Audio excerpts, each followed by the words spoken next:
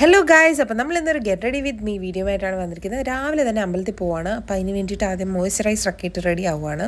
ഈ ഒരു കമൻറ്റ് വന്നതിൻ്റെ ഭാഗമായിട്ടാണ് ഞാൻ ഈ ഒരു വീഡിയോ ആയിട്ട് വന്നത്. ഇതെന്നോട് രണ്ടാമത്തെ തവണയാണ് കേട്ടോ ചോദിക്കുന്നത്. അപ്പോൾ ഇന്നത് ചെയ്യാമെന്ന് വിചാരിച്ചു. കല്ലൂസ് കൂടെ നിൽപ്പുണ്ട്. പിന്നെ നമ്മൾ ന്യൂട്രിഗ്ലോയുടെ സൺസ്ക്രീനാണ് യൂസ് ചെയ്യുന്നത്. ഇത് എനിക്ക് മറ്റുള്ളവയെ കമ്പയർ ചെയ്ത് നോക്കുമ്പോൾ ഒരു വൈറ്റ് കാസ്റ്റിംഗ് കുറവുള്ളതായിട്ട് ഫീൽ ചെയ്തിട്ടുണ്ട്. പിന്നെ ഇതാ ഈ ഒരു എൻഷാൻറ്ററിൻ്റെ റൊമാൻസ് ഫ്ലേവർ പൗഡർ, ഇതെനിക്ക് ഭയങ്കര ഇഷ്ടമാണ് കേട്ടോ. അതും ഇട്ടിട്ട് കഴിയുമ്പോൾ നമ്മുടെ ബേസ് മേക്കപ്പ് കഴിഞ്ഞു. ഇത്രയുള്ള എൻ്റെ മേക്കപ്പ് കേട്ടോ. പിന്നെ നമ്മുടെ സാധാ ഐടെക്സിൻ്റെ കാജലില്ലേ, സ്റ്റിക്ക് കാജൽ, അതാണ് ഞാൻ യൂസ് ചെയ്യാറുള്ളത്. അപ്പോൾ അത് വെച്ചിട്ട് കണ്ണ് നല്ല വൃത്തിക്ക് എഴുതുന്നുണ്ട്.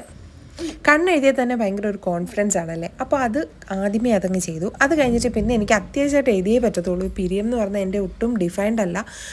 നമ്മൾ എത്ര തന്നെ ത്രെഡ് ചെയ്താലും അത് ശരിയാകുന്നില്ല. പിന്നെ ഞാനതൊന്ന് ഷെയ്ഡ് ചെയ്ത് സെറ്റ് ചെയ്തെടുക്കുന്നുണ്ട്. പിന്നെ അത് കഴിഞ്ഞ് നേരെ നമ്മൾ പോകുന്നത് ഈ ഒരു കുഞ്ഞ് ലിപ്സ്റ്റിക്ക്. ഇതെന്താണെന്ന് ചോദിച്ചാൽ ഇത് ജസ് ഹെർബിൻ്റെ ലിപ്സ്റ്റിക്കാണ് കേട്ടോ. ഇച്ചിരി ടോക്സിക് ഫ്രീ ആയിട്ടുള്ള ലിപ്സ്റ്റിക് ആണെന്ന് തോന്നിയിട്ടുണ്ട്. അതുകൊണ്ട് അതാണ് ഞാൻ ലിപ് ബാമിനേക്കാളും എനിക്ക് ഇതിന് ഇച്ചിരി കംഫർട്ടബിളായിട്ട് തോന്നിയിട്ടുണ്ട്.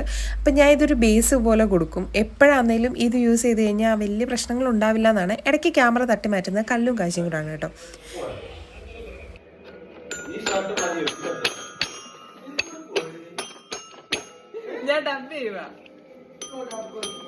എത്ര ലിപ്സ്റ്റിക് ഇട്ടാലും എനിക്ക് കൈകൊണ്ട് ചെയ്ത് ഒരു ഫിനിഷിങ് ആക്കുന്നതാണ് എനിക്കിഷ്ടം കേട്ടോ. പിന്നെ ഞാൻ ആലോചിച്ചത് ഈ ഒരു ഷെയ്ഡ്, ഇത് ബ്ലൂ ഹാൻഡ് എനിക്ക് കറൻ്റ്ലി ഫേവറേറ്റ് ആയിട്ട് ഒരു ഷെയ്ഡായിരുന്നു.